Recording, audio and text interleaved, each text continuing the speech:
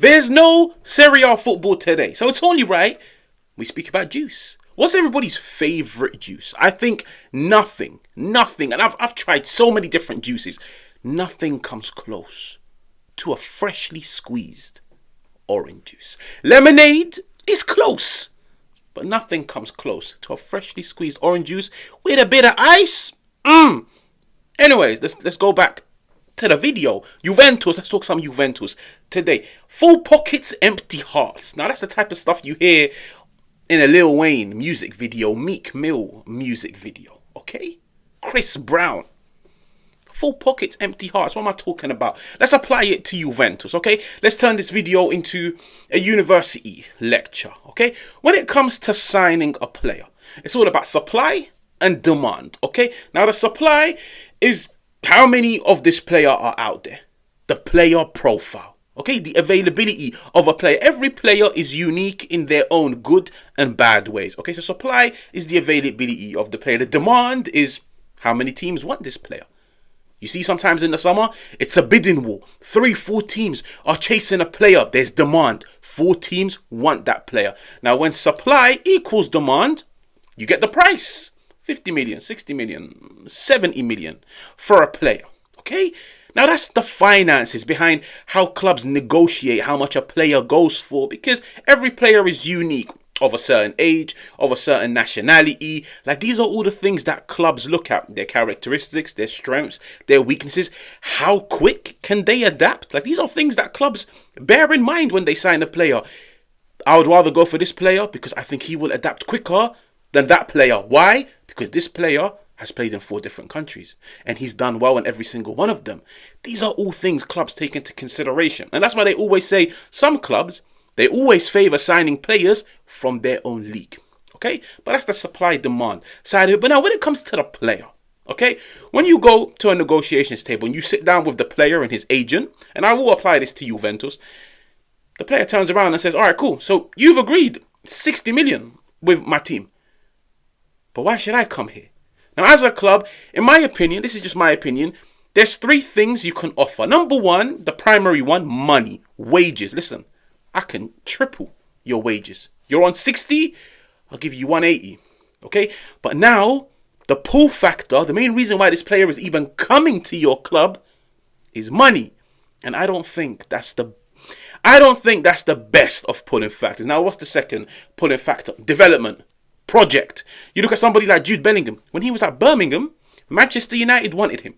They gave him a tour of the stadium. They got him to meet the players, legends. They were willing to offer it all.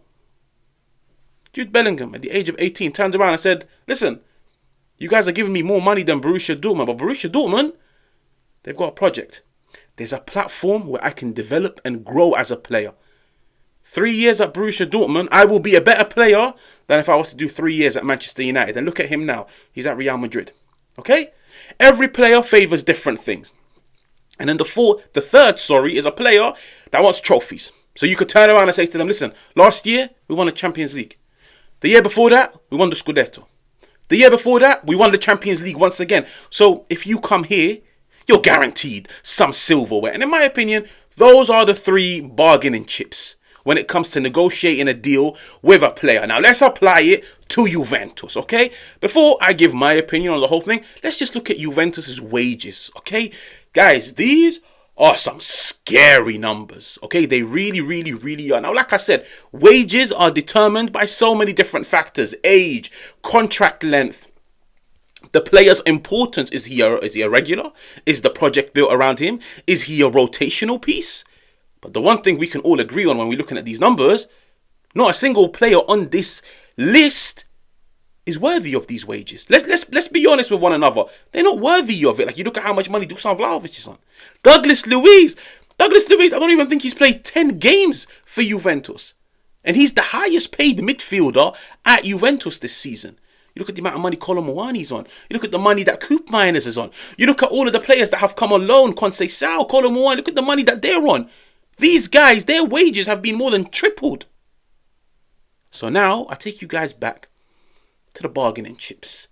Juventus, Giuntoli. Now let's speak on Giuntoli. When it came to negotiating a deal, what was his bargaining chip? What was the leverage that he had? Was it come to Juventus and I can guarantee you silverware? That's not the case, guys. Let's be real. You don't turn around and tell a player, listen, you see what I done last year? I won a domestic cup. That's not good enough. Players, they want to hear Champions Leagues. They want to hear leagues. Juventus, last time they won the Serie A, 2020. The last time they won the Champions League, 1995. The last time they were in a Champions League final, 2017. So Juventus, going into the negotiations table, they can't use trophies. They can talk about the past, about the history, but we have to speak about the present. You can't turn around and tell a player, you remember how we dominated the Serie A for a decade? Back to back Scudettos, Antonio Conte and everything. A player will turn around and be like, that doesn't apply to me. That was the past. What about now? Juventus, they can't use trophies. They can't. It's the harsh truth. They can't use trophies, okay? What about development? If you're going to use development as a point, you have to turn around and tell them, look at how I've developed this player. Juventus, development, project, the fact that they sell all of their young stars, it's not the most appealing. The only thing that Juventus had on their side, in my opinion, was money, wages. So you know what? You might not win here. But you know what? You might not develop. After 5 years, you might not be a better player than when we first signed you. But the one thing I will guarantee you is a good amount of money. You look at the wages, it speaks for itself. Now, apply it to the football that we've all seen this season. You watch these players, and listen, it's a term that I don't like to use, and I see a lot of people throwing it around. But guys, there's some truth behind it. It is the harsh truth. It's the truth that you don't want to hear. And the term is mercenaries. People that would do anything for money. Yeah, their purpose, their goal is money. Full pockets, empty hearts. Players, all they care about is the money. They don't care about trophies. They don't care about development. Yeah? Don't get me wrong. Football is a very short career. Okay? You might get 10 years at the top. Make as much money as possible. But when your team, the core of your team is built around players that have only come to your club because of money, you end up building a very, very, very broken squad. You end up seeing a squad, a team on the pitch, where when they go 1-0 down, they don't care. When they get knocked out, they don't care. When they get spanked 4-0, they don't care. Now tell me I'm lying. Tell me. Now this is just my opinion. Okay? Feel free to tell me you're lying. I disagree. I agree. Like I said, it's a term I don't like to use.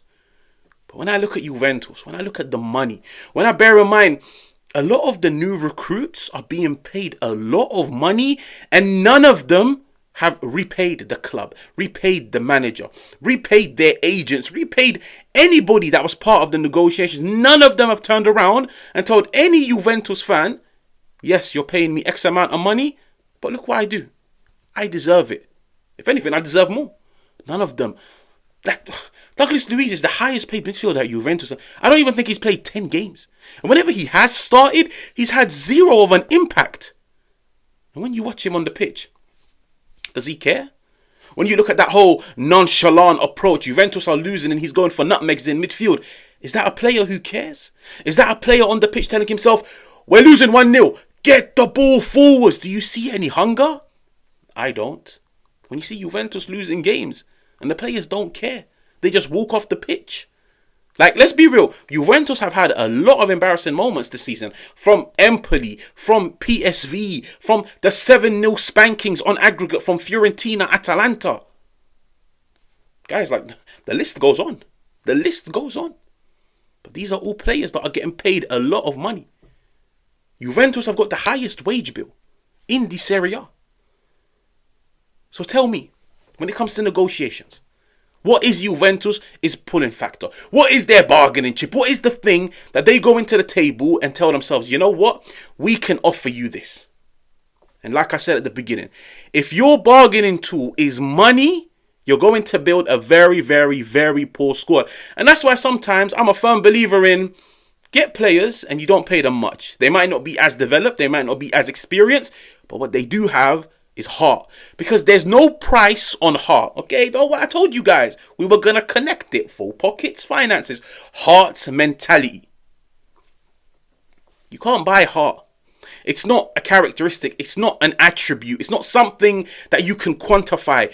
Heart is just one of those things. You either have it or you don't. You can be on $1, £1, yeah, a week. But you go out there and you leave it all on the pitch. You can be on 400,000 and have no heart. I look at this Juventus team. I see a team with a lot of money. I see overpaid players. And the majority, if not all, I don't want to say all, I'd say the majority, no heart.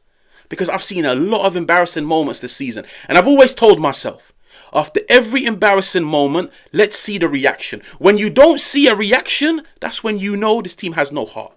This team doesn't have the mentality. This team doesn't care. And this is just me being completely honest with you guys. When you lose, and the week after, you go on and put on a 10 times worse performance, and then after the game, you're out partying. There was a video of like Douglas Luiz. Juventus had just lost, I think it was 4-0 to Atalanta, and he's partying. That's not heart. That's not mentality. It's not, bro. That's just a guy that cares about the money, and he's here for a good time. Yeah, let's be honest. Sometimes players come to a club, experience a new city, experience a new league. It's nice to have Juventus on your resume. Get some money. If it doesn't work out, I don't care. I'm leaving. That's why I'm a firm believer in when you build a squad, regardless of the player's attributes, regardless of the price tag, regardless of the supply, the demand, character assessment. I'm one of those dudes. I would go and study the player from a mental aspect. So not from a technical aspect, not from a physical aspect. I wouldn't even look at the finances. How much would he cost? How much he wants? Just go and look at the characteristics. Just go and look at the mental side of the game. Go and watch him. Yeah, go and watch him for his team. When his team goes 1-0 down, look at him. Look at his body language. Look at the way he communicates. Look at the way he carries himself. Is he a motivator, or is he one of those guys, as soon as his team goes 1-0 down, head down? And I remember a few years ago, Liverpool were looking to sign Bruno Fernandes from Sporting Lisbon. Okay? Jurgen Klopp, Liverpool, they had a department which focused on character assessment. So it has nothing to do with the football side, just character assessment. They turned around and told themselves, quality player in terms of what he's done in Liga NOS for Sporting Lisbon, but we don't want him at Liverpool. Because when the team goes 1-0 down, you could see the way he communicates, it's not going to work with the players that we have. They didn't sign him. And do you think they look back and regret it? No. You need to know what you have, what works and what doesn't work. So when it applies to Juventus, you look at the squad prior to all the summer transfers, it's evident they need a leader. They need players that are hungry, players that want to grow, players that want to succeed, win. You go and sign players that don't want to succeed, that don't want to win. All they care about is money. And now you've got a broken squad, and now you've got players that don't care. And there's a reason why when we all sit down and say, can they handle the pressure of getting top 4? A lot of us, if not all, will say no. Full pockets, empty hearts. Mixtape coming out in 2 weeks. Okay, listen, if you're new, make sure to hit the like, make sure to subscribe, make sure to let me know what you think in the comments, and I will catch you guys on another one.